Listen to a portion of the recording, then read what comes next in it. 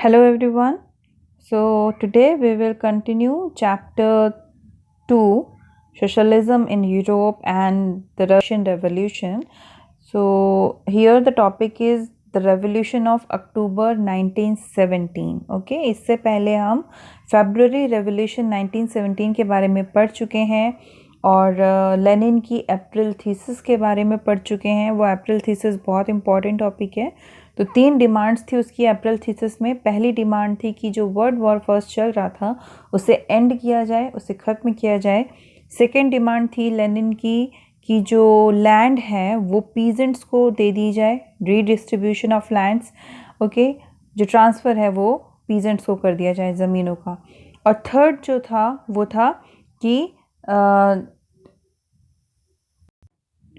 और लेनिन चाहता था कि जो बैंक्स हैं वो नेशनलाइज कर दिए जाएं, यानी राष्ट्रीयकरण उनका कर दिया जाए। ये 3 डिमांड्स जो थी लेनिन की, उसी को अप्रैल थीसिस बोलते हैं। तो अब यहाँ पर हम अक्टूबर रेवोल्यूशन के बारे में पढ़ रहे हैं। तो जो प्रोविजनल गवर्नमेंट थी और जो बोल्शेविक्स थे उनके बीच का जो विद्रोह था, या फिर आप लड़ाई बोल सकते हैं, जो लड़ाई थी वो ज़्यादा बढ़ती चली जा रही थी। लेनिन को डर था, Lenin feared the provisional government would set up a dictatorship. Lenin को लगता था कि जो ये प्रोविजनल गवर्नमेंट है ये राजतंत्र वापस से रशिया में शुरू कर देगी। ठीक है, डिक्टेटरशिप का मतलब होता है तानाशाही। तो लेनिन को इस बात का डर था। सो इन सितंबर ही began discussions for an uprising against the government. Uprising का मतलब होता है विद्रोह करना। तो आप एक नया वर्ड और सीख रहे हैं, अपराइजिंग। तो जो लेनिन है उसने सितंबर में क्या किया, डिस्कशंस शुरू कर दिए, मीटिंग्स बुलानी शुरू कर दी जो भी सपोर्टर थे बोल्शेविक पार्टी के, और उनसे सरकार के खिलाफ विद्रोह करने की बात कही गई। ठीक है, उन्होंने ये सब डिस्कस किया। Bolshevik supporters in the army, Soviets and factories were brought together. अब देखिए, जितने भी बोल्शेविक पार्टी के सपोर्टर्स थे, जैसे कि आर्मी में, सोवियट्स और फैक्ट्रीज़ में जितने भी बोल्शेविक सपोर्टर्स थे उन सबको इकट्ठा किया गया और सरकार के खिलाफ उनको खड़ा किया गया, विद्रोह करवाया गया। सो ऑन 16 अक्टूबर 1917, डेट याद रखिएगा, 16 October 1917, Lenin persuaded the Petrograd Soviet, जो पेट्रोग्राड सोवियत थी, जो यूनियन बनाई गई थी, and the Bolshevik party to agree to a socialist seizure of power. देखिए, उसने क्या किया, लेनिन ने परसुएड करने का मतलब होता है कन्विंस करना, समझाना, किसी को अपनी बातों को मतलब मनवाना। तो पेट्रोग्राड सोवियत जो था और बोल्शेविक पार्टी, इन दोनों को उसने सहमति दिलवाई, सहमत किया उन दोनों को कि वो सामाजिक, सीजर का मतलब है कब्जा, कि जो शक्तियां हैं, जो पॉलिटिकल पावर्स हैं, हम क्या करें, उस पर कब्जा कर ले। जितने भी समाजवादी हैं या बोल्शेविक पार्टी के सपोर्टर्स हैं, मतलब फोर्सफुली किसी चीज़ पर कब्जा करना, सीजर ऑफ पावर कहलाता है। ठीक है, सीजर ऑफ पावर, सीजर का मतलब है कब्जा, और किस चीज़ का कब्जा, सत्ता का। यहाँ पे पावर का मतलब है सत्ता, जो सत्ता पर कब्जा कर लिया जाए, तो समाजवादी कब्जा इसी तरीके से हो पाएगा। तो ये लेनिन का मानना था। A military revolutionary committee was appointed by the Soviet under Leon Trotsky to organize the Caesar। अब हुआ क्या कि लियोन ट्रस्की जो थे ये एक मार्क्सिस्ट रेवोल्यूशनरी ही थे। ठीक है, यानी इनकी और लेनिन की जो थिंकिंग थी वो एक जैसी थी।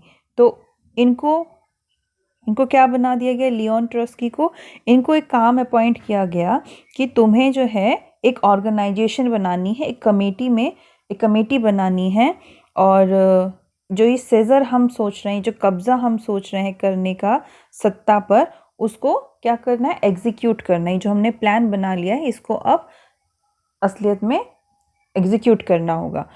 The date of the event was kept a secret. और किस दिन ये इवेंट होना था, तो ये सारी चीज़ें जो थी बहुत ही सीक्रेटली रखी गई। वो डेट भी जो थी वो सीक्रेट रखी गई कि किस दिन हम कब्जा करने वाले हैं सत्ता पर। ठीक है, इतना समझ में आ गया होगा आपको। अब देखिए, uprising began on 24 October.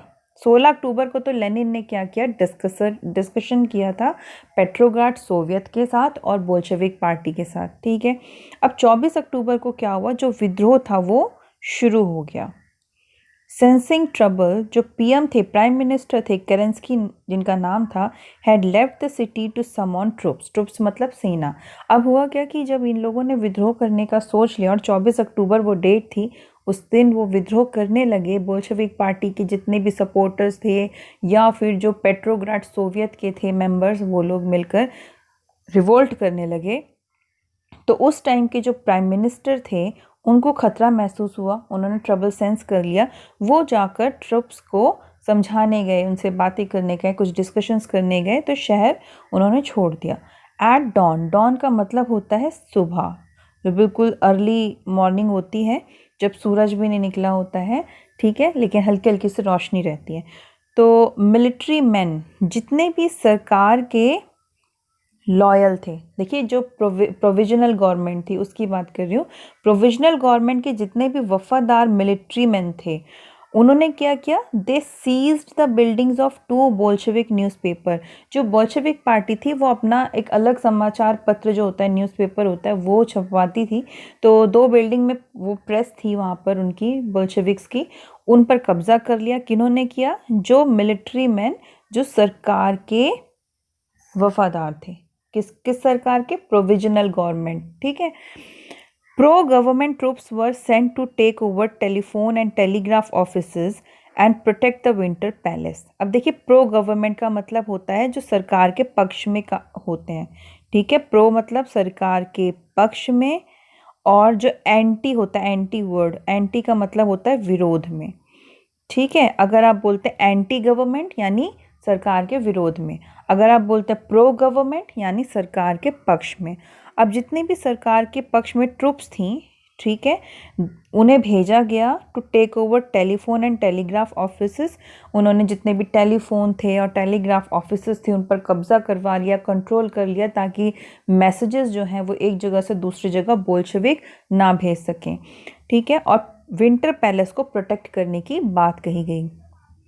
In a Swift response, Swift मतलब काफ़ी तेज़ी से, ठीक है, स्विफ्ट एक बर्ड का नाम भी होता है।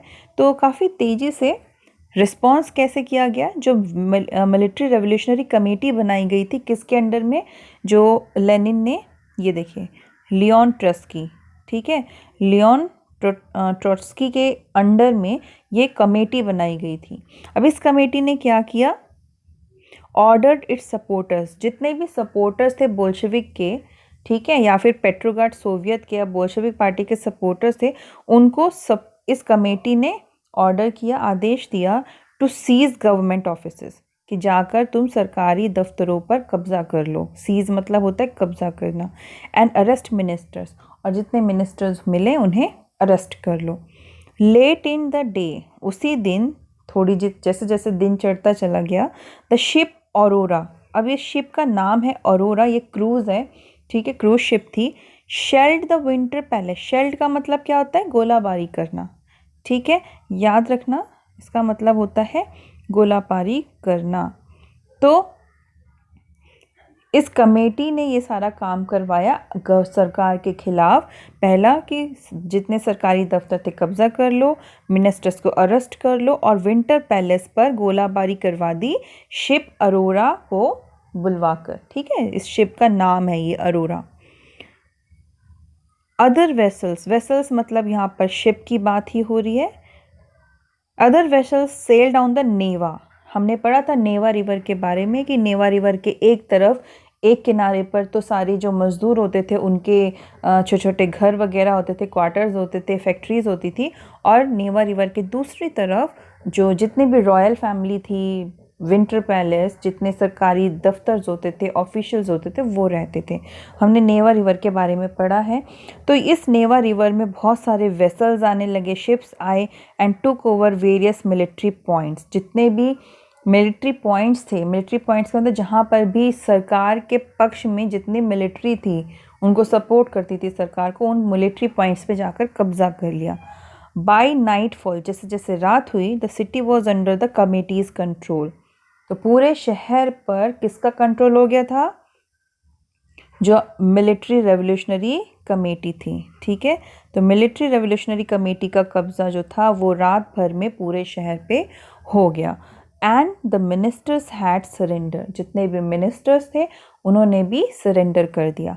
Eight a meeting of the all Russian congress of Soviets in Petrograd, Petrograd में एक मीटिंग रखी गई, किसकी? All Russian congress of Soviets की। The majority approve the Bolshevik action, जो मेजॉरिटी का मतलब ज़्यादा से ज़्यादा मेंबर जो थे इस सोवियत के, उन्होंने अप्रूव कर दिया कि ये बोल्शेविक की जो भी एम्स हैं और जो भी एक्शन या प्लान है उसे हम अप्रूव करते हैं। अपराइजिंग का मतलब विद्रोह।